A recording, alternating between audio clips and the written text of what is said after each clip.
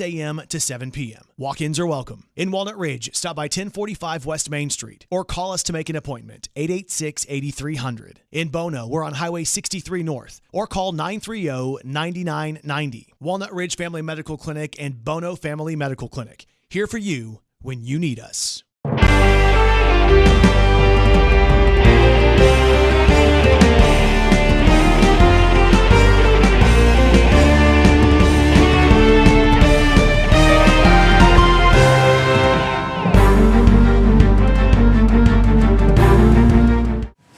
14 pounds of cannabis, along with over $25,000 were recovered, along with a stolen gun as well, in a parole search by the Jonesboro Police Department Street Crimes Unit today. It took place at 610 South Culver House Street, Apartment 2.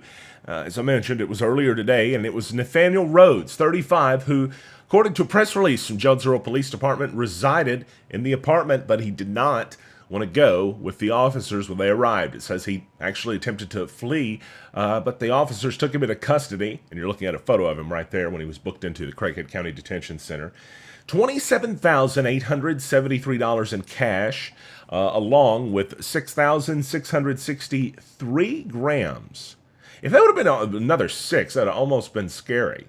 Man, that is, I did the Google kind of, grams to pounds, over 14 pounds. It's like 14.5 or 7 pounds. Man, hope the officers didn't throw out their back carrying all that out of there. Anyway, 3 sets of digital scales also, and as I mentioned, a loaded handgun that it had previously been reported stolen. He was taken to Craighead County Detention Center, and you're looking at a list of charges that he's facing, and most of those are felonies. The possession of the cannabis was believed to be with intent to deliver, and of course also there was a resisting arrest charge. He's awaiting a probable cause hearing at this time.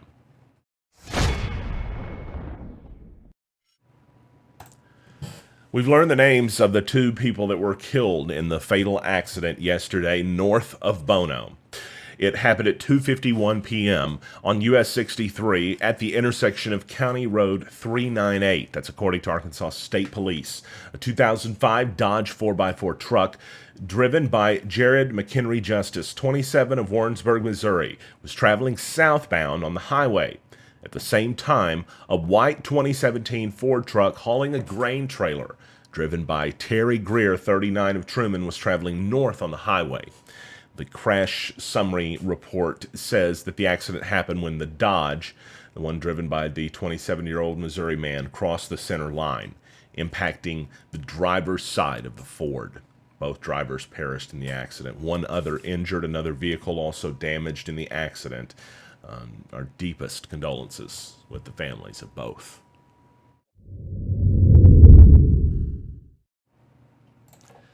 A headline for all the fans of the Red Wolves, who might literally be seeing Red Wolves in Jonesboro soon, as Arkansas State University considering a Red Wolf breeding facility in Jonesboro.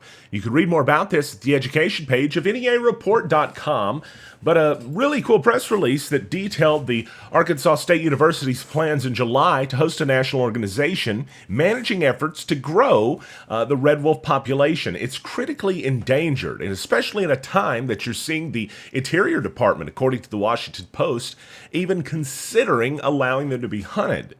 Well, this is a more important time than ever, perhaps, for this effort. And A-State will join the ASU system, the Little Rock Zoo, and the Endangered Wolf Center in Eureka, Missouri, to bring the Red Wolf Species Survival Plan annual meeting to Little Rock July 23rd through the 25th. It's going to bring together leaders of over 40 facilities across the country that protect and breed the approximately 200 red wolves in captivity. Only 200. Incredible. The preliminary discussions have also been put forth for A-State to develop and manage a breeding facility in Jonesboro at Craighead Forest Park at the Crowley's Ridge Nature Center. How neat would that be? To be able to take a class out there, or to take your kids and to actually see what the logo represents. If you want to read more about this story, NEAreport.com, and the education page is where you want to go. I just showed you on the screen.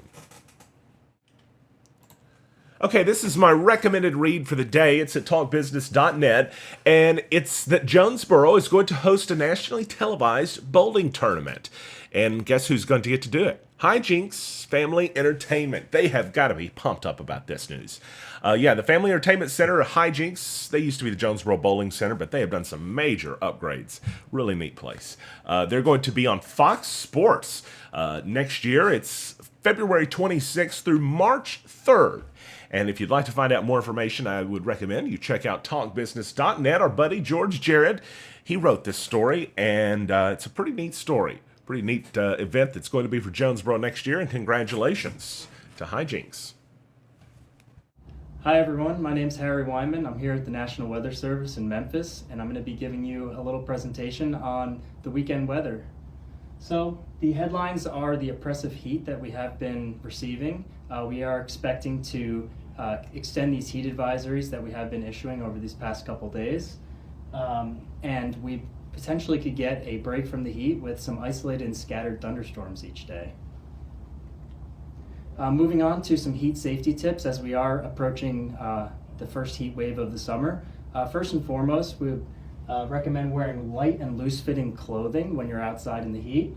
Always stay hydrated, drink plenty of water, and you should do this either way if you're inside or outside. Take frequent breaks in the AC if you're going to be outside for extended periods of time. Avoid any strenuous activities in the hottest part of the day, so try to keep activities such as mowing the lawn to the morning or late evening hours at night. Check on your neighbors and the elderly, and this is an important one. Always be sure to never leave your children or pets in the car. We use the slogan, beat the heat, check the back seat. And as always, stay weather ready. You can follow us on social media using our Facebook page, Twitter, and also visit weather.gov/Memphis for our local warnings and advisories. Thanks.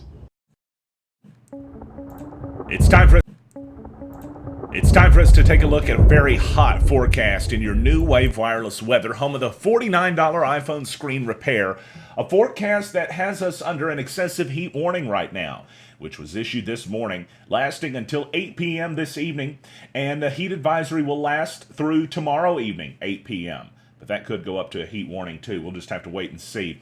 Right now they're saying the hot temperatures, the high humidity is really increasing the risk of heat-related stress and illness, especially for the very young, the elderly, those without air conditioning, or those outside doing strenuous activity. If you're doing the CrossFit business up and down the sidewalk, make sure you're taking a lot of water and telling your trainer if you feel sick, you've already trained too far and you got to stop. You should be training to throwing up, by the way. You should always train up until you first start to feel nauseous and then start. Going beyond that, you're just really messing yourself up. But anyway, that's coming from a fat guy.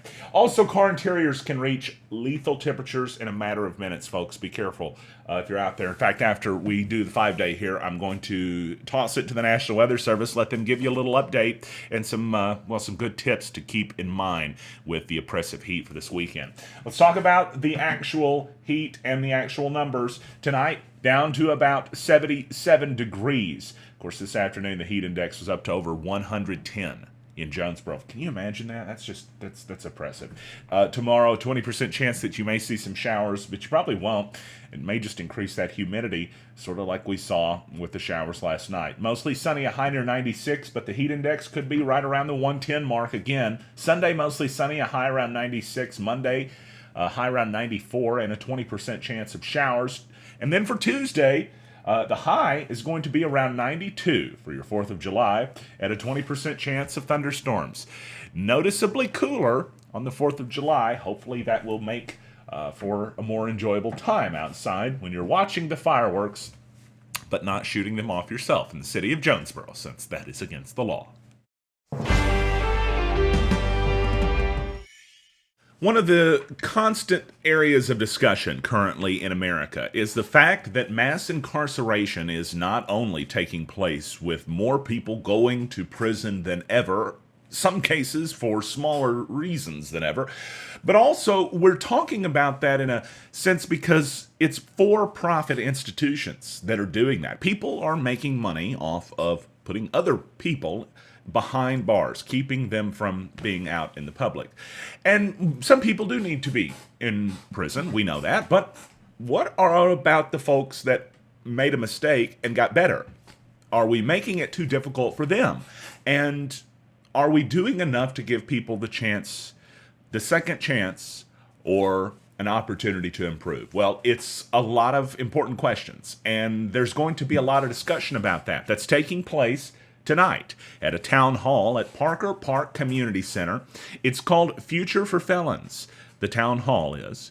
The Red Tape Reduction Task Force will be discussed, and several guests will be on hand and helping to organize it, including Senator John Cooper and Minister Ime Lugby, who joins us on the phone right now to tell us a little bit more about something that quite obviously you care a great deal about. Thank you, sir, for taking a couple of minutes to talk to us today. Thank you so much for having me. Tell me why that this is something that people who right now that are listening to this, that are thinking to themselves, I don't care, I'm going to turn the live stream off. Why should they care about the issue that you care about? Well, that's a good question because whether they realize it or not, they are affected by the circumstances, both directly and indirectly. Directly in that their tax dollars is going towards, this, as you mentioned, profit institutions. And also, I have a quote. I say, if you don't protect the rights of the guilty, you will endanger the rights of innocent. And so what we have here is you have the guilty, which is people who have committed crime, out here in the community with you. And human beings are motivated by needs.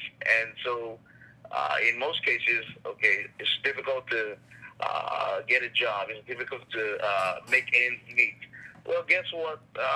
In most cases, not that it's right, but what most formerly incarcerated people will turn to is crime.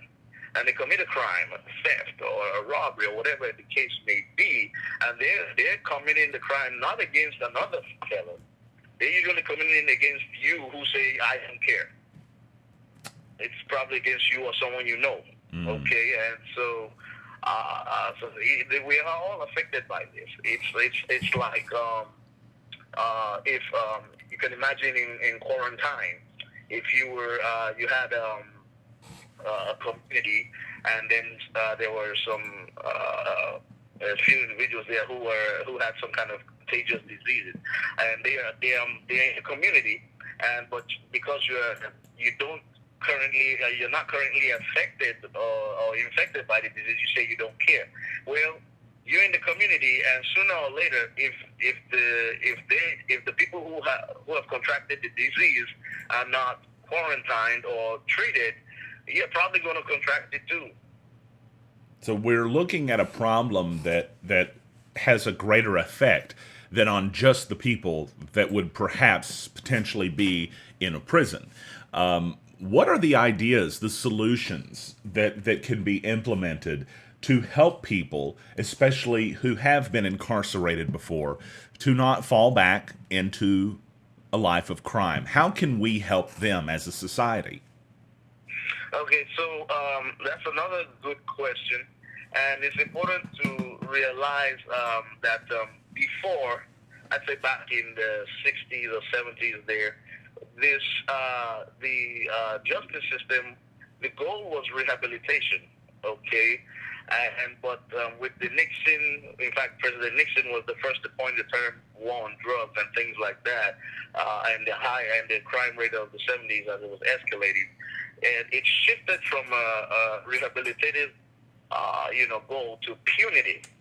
And so the goal changed. It's like we're not trying to rehabilitate; we're just trying to punish them.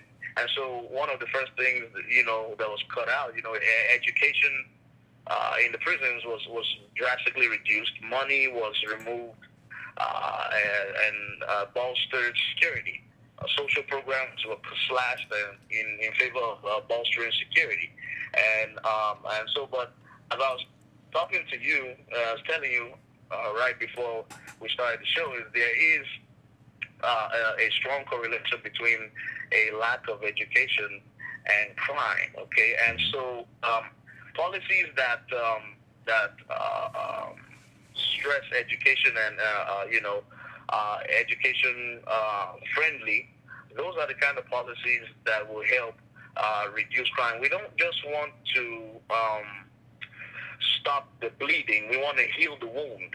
Okay, we want, and it seems as though mass incarceration has become a sort of sweep it under the rug. I don't want to deal with this. I don't want to deal with these poor people who have addiction problems, and most people who have been sent to prison are for non-violent drug addiction problems. And the experts in the field of addiction have identified addiction as a disease. And so, if that be the case, you're sending somebody to jail for a disease. It would be like sending someone to jail for cancer or something like that. I know that sounds kind of drastic, but that's the idea here. It's a disease. They have a problem, and they probably would be better off with some type of rehabilitation or treatment, which is actually cheaper. But because of these companies that are profiting, which is a major problem, this is called the prison industrial complex. You have these companies who are profiting off mass incarceration, and so that again, you can't have a justice system that is profit driven. That's not fair. That's actually an injustice to have a justice system that is driven by profit. And if you treat the rich one way, you treat the poor another way. If for example, if you are rich, you've been charged with a crime. Say it's possession of drug paraphernalia, and your bill is set at $1,500, but you can't afford it. Here's another person being charged with second-degree murder. Their bill is set at $500,000. Well, they can afford it, so now they're out. They're free. And so you see that should not be. So it's based on money. It's based on your ability to pay, and this shouldn't be. It shouldn't be so. Do you think bail should perhaps be looked at and reformed in a way that would maybe make it based on someone's wealth instead of based on just a set dollar amount? Yeah, I think there needs to be a reform with the bill. There needs to be basically every. The whole criminal justice system needs reform, and there are many aspects to it. Most definitely, as long as the laws and policies stay the way they are, these laws that allow for discrimination against formerly incarcerated people, as long as these laws are in place, we will remain in this era of mass incarceration. And we say we are the land of free, but we have the highest incarceration rate in the world. This is a paradox. And that I just want to point out, that is factually true. And I did a little bit of research on that before this, and you and I haven't talked about this, but our incarceration rate is higher than the next 5 countries below us combined. Yes. It's we incarcerate more of our own people than China does, which we call China the commies and and all these names about how that they're not free, and yet their people are far less likely to be in jail for something trivial. That is just based on what the statistics have shown. So. Right. Yeah, and I believe one of the organizations that's really leading in research in this field is the Prison Policy Initiative. And so I study a lot of their research, and right now, in their study, they did a recent study, I believe, earlier on this month, along the lines of what you just mentioned, comparing different states in America to the countries of the world. Mm-hmm. And the state of Oklahoma right now has the highest incarceration rate in the world. Wow. even by Louisiana, Mississippi, Alabama, Georgia. Then Arkansas is number 6. Okay, then Texas, Arizona, okay, Kentucky, all right, and Missouri, just like that. And so these are states are being compared to countries, and we are leading the world in incarceration rates. And and again, back to the question that you asked me, about people saying, why should I care? Well, here's some numbers. 1 in 3. Okay, 1 in 3 African American males has a lifetime expectancy of going to prison. That number for white is 1 in 17, and for Hispanics is 1 in 11. Okay, so there's a 1 in 3 African American males can expect to go to prison at some point in their lifetime. Okay, that's incredible. Let me ask you this, because there's going to be somebody that asked this in chat, so I just want to be the one to ask it anyway. Yeah. What do you say to the person that says that African American individuals commit a higher rate of crimes? How do you address that if that's someone's response? Absolutely, no question. But that is true. But let's look at again the system. Right. Because poverty, crime is there's a correlation between low socioeconomic status, poverty, lack of education, lack of employment. These things are tied around crime. Anywhere there's crime rampant, you can find poverty, low socioeconomic status, unemployment, and these are things that have plagued the black community. Yes. Okay, and so it's this is a system thing. It's the system of capitalism. The way if you leave the system laissez-faire to do what it does, it boils down to the haves and the have-nots. That's right. Okay, and so the have-nots, will try and make ends meet somehow by not that it's right, but that's just what it is. Even the Bible tells us it gives us the connection between poverty and crime. So it's just the way it is. So in addressing yes, so that's why it would seem as though it's African Americans, but that's also the population that's poor, African American, Hispanic, namely people of color. This is the poor population. And I always remind my friends too. I remind my oftentimes white and conservative thinking friends that I remind them that it was not 100 years ago that we had segregated schools, and it wasn't long before that we had slavery in this country. Right. So I try to explain to people, you can't end these awful things and then the next day say, hey, everything's supposed to be perfect. Why aren't you having as easy a time as me succeeding? It doesn't, and I tried to explain that, but, and everything you said brought that into perfect perspective as well, especially with the focus being on poverty. Poverty affects all colors, all races. It's not one specific group or religion or anything.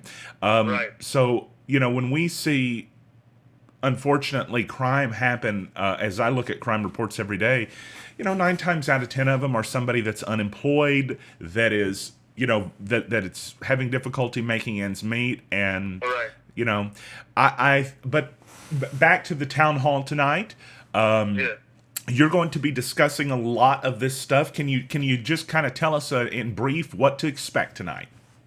Okay, so the Red Tape Reduction Task Force is a task force that was put together by Governor Hutchinson, and Senator Cooper is actually spearheading it. He's the chairman on it, and so the goal from my brief conversation with Senator Cooper is, basically identifying and eliminating barriers to, employment or trade or whatever the case may be. And sometimes unnecessary licensing requirement is a barrier. And of course, with felons, the criminal record is a barrier. And so, what in the case of felons, what they're looking to do, which is a step in the right direction, but we still have a long way to go, but it is a step in the right direction. What they're trying to do is to see if, for example, if a person committed a felony in an area that has to do with children, okay, your crime was against children or whatever the case may be, well, that shouldn't affect your ability to secure good employment in an industry where kids are not involved. If it's a bank or if it's a, some industry where kids are not being served or something like that. It shouldn't affect that.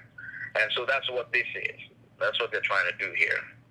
I think it's an interesting effort, and I wish you the best of luck with it. That's happening tonight. Parker Park Community Center. It's from 6 until 7 p.m., and it's called the Future for Felons Town Hall. If you want to find out more information about that, how can folks get in touch with you? I guess we don't have many long before it's going to happen, but maybe they can reach out on Facebook? Yes, you can. On our Facebook page, Future for Felons, if you just type in Future for Felons, you can message us. My phone number, 870-275-2045. You can call me. And these are the two quickest ways to get a hold of me and get a response. Then at which point I can give you an email or whatnot, And so, and also we plan to have these town hall meetings monthly.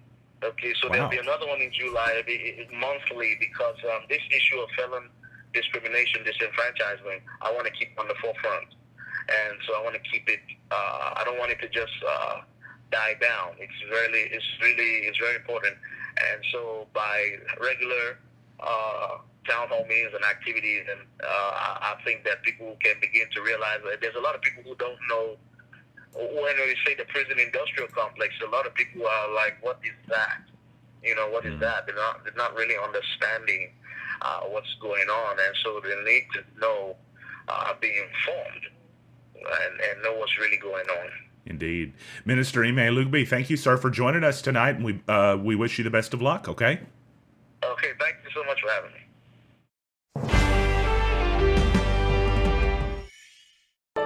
Specializing in unloading contents and packet moves, fully insured and licensed, The Moving Company is the only company to call for your next move. The Moving Company's award-winning team will quickly, safely, and efficiently move your belongings where you need them, whether it's across town or across the country. The Moving Company.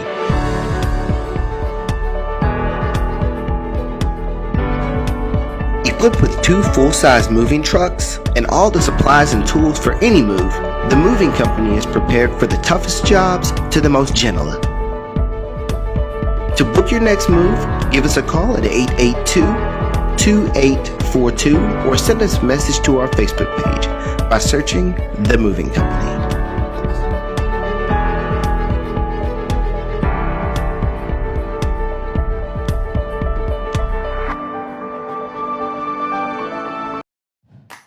Haley Norris, Realtor.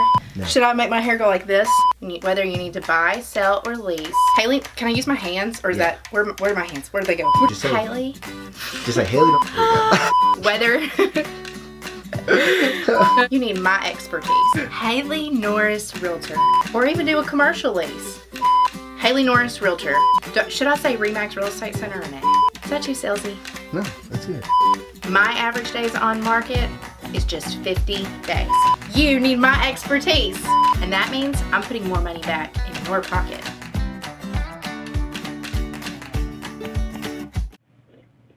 We're on the phone today with George Jared as we're talking about the Farm Bill. It passed in the Senate on Thursday as Congress is inching closer to what will hopefully be something that they can agree on to benefit all of the folks in Northeast Arkansas and all across Arkansas that rely on the agriculture industry. But it's about more than that, and George is on the phone to, help educate us, as we would say. Hey, buddy, how you doing today? I'm good, Dan. How are you? Good. Sounds like you're walking through a hurricane. So I wanted to ask you, first of all, this isn't just about farming, is it? No, there's a lot of different provisions in the Farm Bill. The bill that passed the Senate yesterday is an $867 billion bill, and it's got all sorts of things in there. Of course, the most controversial thing is always the SNAP or the food stamp program, as most people commonly know it. That's the part that people are up in arms with. How much, or well, usually at least out of everything, and it seems to be what a lot of the discussion and debate is about. How much of the Farm Bill does that make up? Just roughly, maybe on average? On average, it makes up, actually, I think about 80% of it. Okay. I had to look at that percentage, but I think it's anywhere between 70 and 80%. Depending upon the year. Okay. So this would be subsidizing basically food for, a lot of low-income houses and families. How does the money that is invested in that, what do we see as far as that money for tax revenue? Do we get our return on investment on what we're putting into it, or is it a bad investment, just from financial perspective? From a financial perspective, I don't know that you can say that it's a good or a bad investment. I know that it's usually when Congress debates this issue, it's one of the most controversial, and I'll give you an example. Okay, so the House passed their version of the bill, and in it they've got a work provision. So if you're on the SNAP program, you have to work so many hours per week.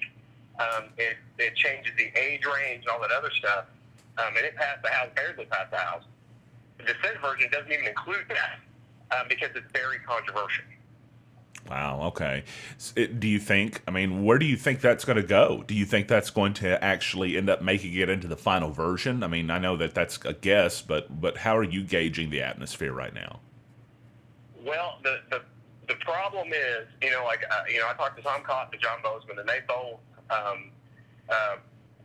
actually they emailed me, they both had alluded to the fact that the Senate bill didn't have those provisions in it, but I still think it would be really hard for the Senate to pass a version with those work requirements in there. I would, just as a guess. So I think that probably at the end of the day, they probably won't pass it with that. But that's, it's anybody's, right now with the political maelstrom that is hitting Washington, D.C. right now, the election coming up, there's no telling what they'll do. One option they have is they can just extend the current Farm Bill, and if I had to guess anything, they'll probably just do that for a while, and then maybe let the next Congress, when they come in, reconcile the two bills that have already passed. But right now, it's anybody's guess. That SNAP program it's a very volatile subject in Washington, D.C.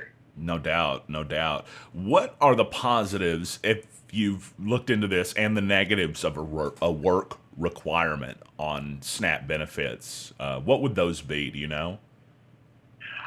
I'm not really sure about the benefits. I haven't looked into it too much as far as as far as a study. I don't know if CBO's even scored that aspect. The Congressional Budget Office. I don't even know if they've even scored that aspect of it. Good point.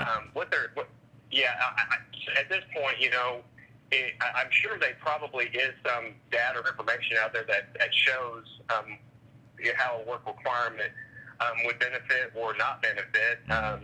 It's just a weird thing. We talk about the Farm Bill. It's got all these, different moving parts, like price control for crops, crop insurance, all sorts of different things in there.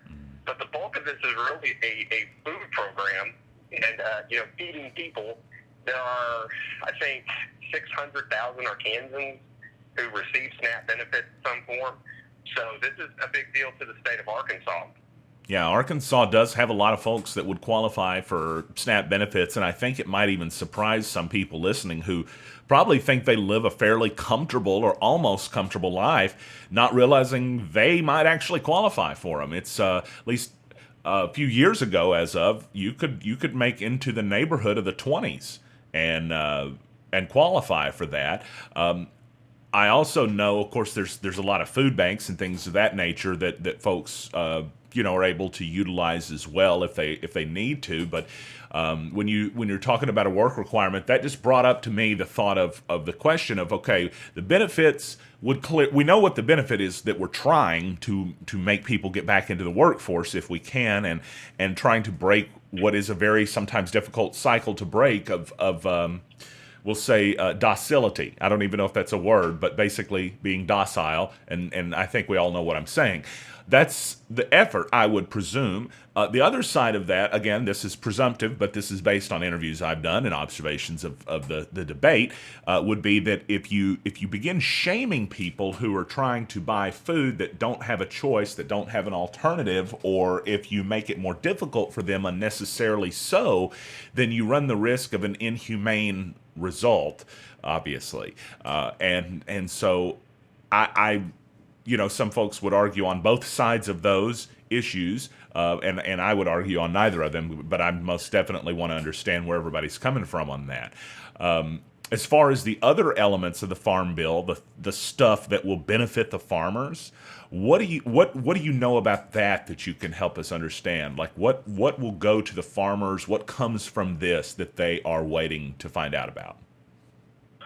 Well, there's a lot of complicated parts when it comes to that part of the bill, but basically it boils down to just a couple of things. Farmers used to have a much bigger federal safety net, like let's say crop prices, you plant cotton and the price just meteorically drops. Well, then there would be insurances that would help keep that market propped up. Well, the last Farm Bill got rid of a lot of those insurances, and what it's done is the profitability for farmers now is the lowest it's been since 2006.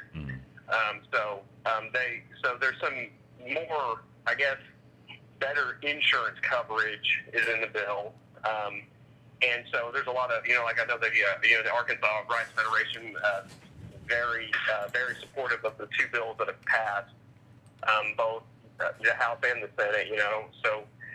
A lot of farmers are looking to or hoping that this will get passed this year because they're operating under a system where their profits are declining rapidly, and then we also got all these President Trump is having all these trade wars with or has initiated trade wars with several different countries through tariffs. And of course, that's causing, one thing that we have a trade surplus in is agriculture on the international markets. So we sell a lot of soybeans and rice in Arkansas to international markets, and I know soybean prices have dropped recently. So there's just a lot of big factors that are coming into play when it comes to farming. And I know there's a perception, that especially here in Northeast Arkansas, that farmers make a lot of money and all this other stuff. And in some cases that's true, but in other cases it's not. I mean, a lot of them lose their farms, and so that is also an issue as well. So I want to ask you real fast, just shifting gears for a second, because you and I both been newspaper reporters, and yesterday in Maryland obviously was a just terrible tragedy that took place. I think the last report we had as of this recording, which I'm getting literally a Fox News alert. You just heard it pop up in the background there for the viewers. But anyway, it was that 5 people had died. The man reportedly used a shotgun, barricaded the doors. You and I both worked in a newspaper newsroom. That was pretty scary for me to hear about. How did this happen? I mean, why is this happening? From the report that I saw, the guy he was involved in a domestic situation. The courts reporter there at the newspaper wrote a story about it, thought it was interesting, and so the guy got mad. He started a blog or a website or something like that. He was basically threatening people there, and so he finally decided to act on it. Being a journalist, I've been obviously threatened before. People are have a lot of stories I've been very upset about. You do take a risk when you write about stuff like that for sure. Or you're just in the newspaper business in general.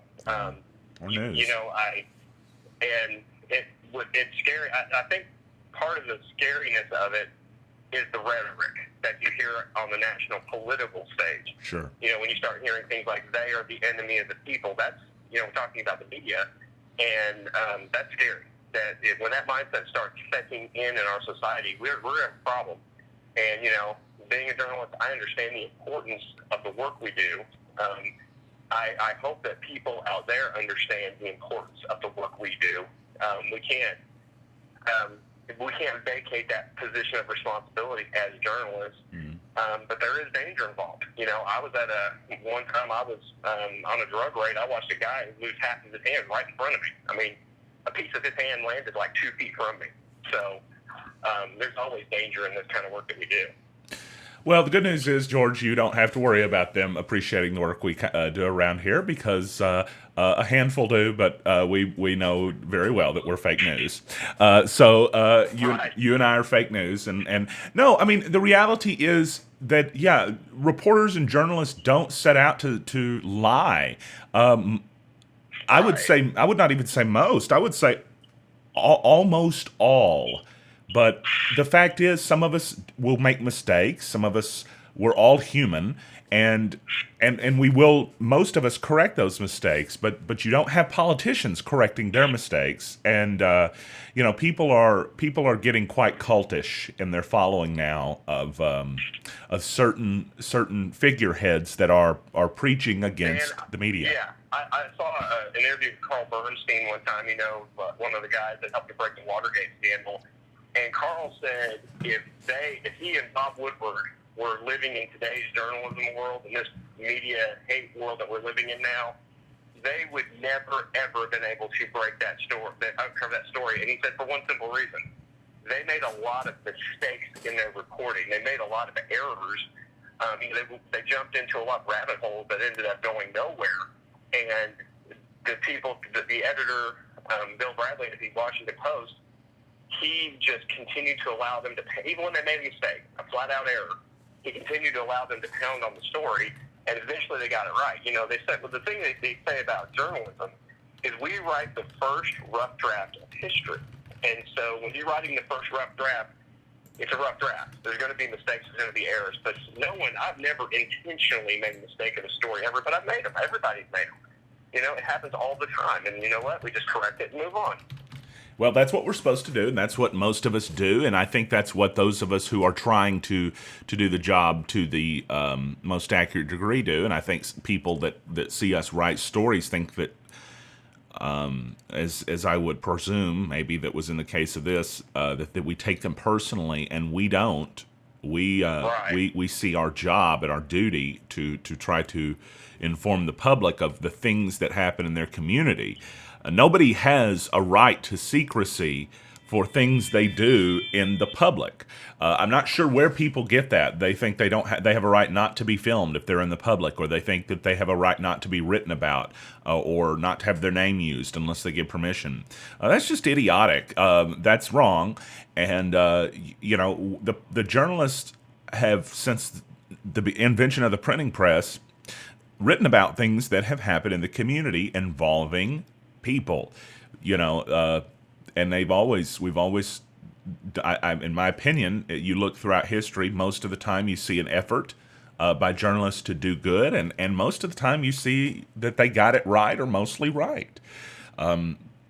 It's just, in the moment, people, for some reason, feel confident in their ability to doubt the expertise of an entire industry. So, and it's funny, Stan. Like I remember one time I was talking to an airport commissioner for an airport commission here in Northeast Arkansas, and I mean, I was writing stories about all these things that commission had done, and he was really upset about it. And literally one time he sat me down. He goes, "Why do you care so much about this little tiny airport commission?" He said, "We're nothing. Nobody." He said, "The only reason anybody pays attention to us is because you're writing all these bad things about us." And I looked him straight in the face and I said, "You know what the problem is here? Is that when I'm covering the quorum court, or I'm out there busting a police chief, or I'm out there doing, you know, helping, you know, like writing stories about a murder, and it's, you know, because nobody's doing anything to solve it, and all of a sudden it gets ratcheted up and gets solved." I said, "You're reading those stories straight time, and you're applauding me for doing it. It's when I'm paying attention to you is when you're mad." And they don't like that. And, no, he did not like that. But I mean, you know, I've spent my general experience, even when, like, when I've gone after somebody really hard on stuff like this, it's been my general experience that at the end of the process, it's like I told Judge Dawson, the sheriff over in Lawrence County one time. The first day he was in office, I walked into his office. I said, hey, this is how this is going to work. The first 99 times I come in here, I'm going to write a story about you busting somebody for drugs, solving a rape, solving a murder, doing all these things. I said, but on the 100th time I walk in here, it's going to be a story because like one of your deputies went out and got drunk and ran over somebody. Mm-hmm. And then for the first 99 times, I'll be a hero in here. Then after that one time, I'll be a dog. And of course, he laughed. Mm-hmm. And he said, yeah. He goes, and of course, he had been in law enforcement for a while. So he kind of laughed, and we both understood that that's kind of the way this process works. That is. And ironically enough, in Walnut Ridge, very well itself. I was told one time 2 years ago, you're a good reporter, you do a great job, and I'll always support you, and one of these days you'll have to do something that ain't always friendly to me, and I'll still support you when that happens. And of course, they didn't the second that I started on the recent reporting that was unfortunate with the railroad worker. I didn't want to do that, but I was put in a position where I didn't have a choice. It's sort of like when a police officer sees someone breaking the law, you don't blame the police officer for doing their job, at least if you're rational. And, that's the same with the journalist. So I think people should realize that we do perform a duty, even if we're not government employed, but you don't want us to be government employed. That's the idea. George, thank you for taking a little bit time to talk with me. I know that I could keep you on here forever, but I don't want to destroy your day. So I appreciate you, and good luck getting Mr. Bozeman on the phone to talk a little bit more about all this, okay? Absolutely. Thank you, Stan.